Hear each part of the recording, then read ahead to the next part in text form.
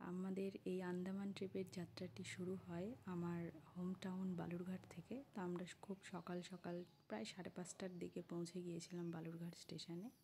তো ট্রেন দাঁড়িয়েছিল, তোমরা দেখলে। তারপর আমরা ট্রেনে উঠে পড়ি এবং কিছুক্ষণের মধ্যে ট্রেন ছেড়ে দেয়।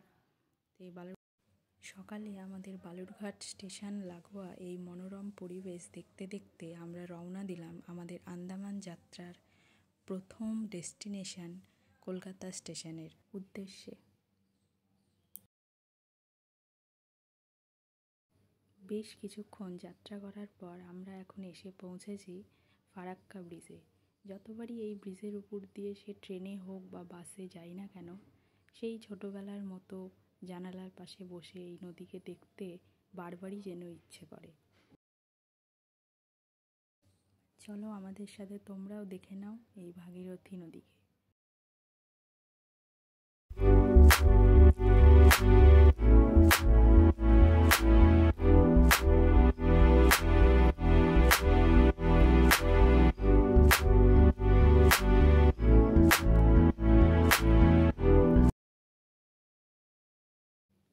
বেশ অনেকক্ষণ জার্নি করে আমরা ফাইনালি পৌঁছে গিয়েছি আমাদের প্রথম ডেস্টিনেশন কলকাতাতে। আমরা এখন চলেছি হোটেলের পথে। আজকে নাইট আমরা এখানেই স্টে করব, তারপর নেক্সট ডে মর্নিংয়ে আমাদের ফ্লাইট রয়েছে। হোটেলে পৌঁছে ফ্রেশ হয়ে তারপর আমরা বেরিয়ে পড়ি ধর্মতলার উদ্দেশ্যে। বেড়াতে যাচ্ছি, শপিং তো কিছু করতে হবে, সেই জন্য। আজ নেক্সট ডে আমরা সকাল 7টার দিকেই পৌঁছে গিয়েছি কলকাতার নেতাজি সুভাষচন্দ্র বোস ইন্টারন্যাশনাল এয়ারপোর্টে।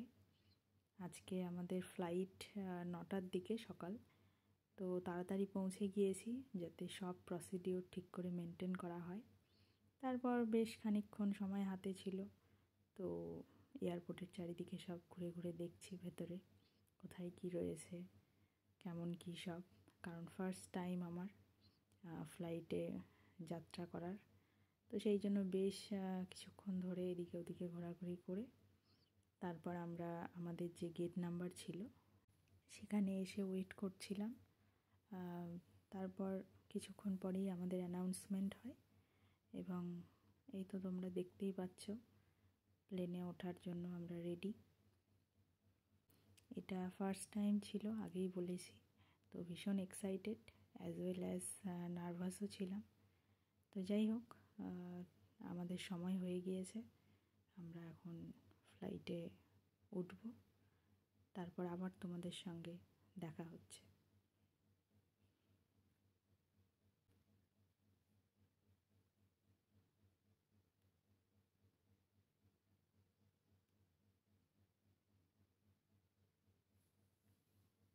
ফাইনালি ফ্লাইট টেক অফ করেছে। কলকাতা থেকে মাত্র 2 ঘন্টা মতো টাইম লাগে পোর্ট ব্লেয়ার পৌঁছাতে। তোমাদের সঙ্গে কথা বলতে বলতেই আমরা একদম পৌঁছে গিয়েছি আমাদের ডেস্টিনেশন আন্দামানে। এখানে ল্যান্ডিংয়ের সময় কোনো ভিডিও করা একদম স্ট্রিক্টলি বারণ, তো সেই জন্য কোনো রকম ভিডিও করা হয়নি। এয়ারপোর্ট থেকে বাইরে বেরিয়ে কিছু ভিডিও রেকর্ড করেছি, তোমরা সামনেই দেখতে পাচ্ছ বীর সাভারকারের স্ট্যাচু।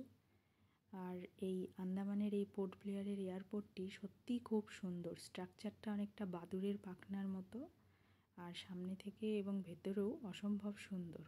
এরপর আমরা ওয়েট করি আমাদের গাড়ির জন্য। আমরা পৌঁছে গিয়েছি আমাদের হোটেলে আন্দামানে। আজকে আমরা এখানে স্টে করব, পোর্ট ব্লেয়ারেই রয়েছি, এয়ারপোর্টের খুব কাছে। দেখে নাও আমাদের হোটেলের এই রুমটি। এই হোটেলের নাম সম্ভবত টিএসজি গ্র্যান্ড হোটেল। আন্দামানের দ্বিতীয় পর্বে আবার তোমাদের সঙ্গে দেখা হবে। আপাতত বাই।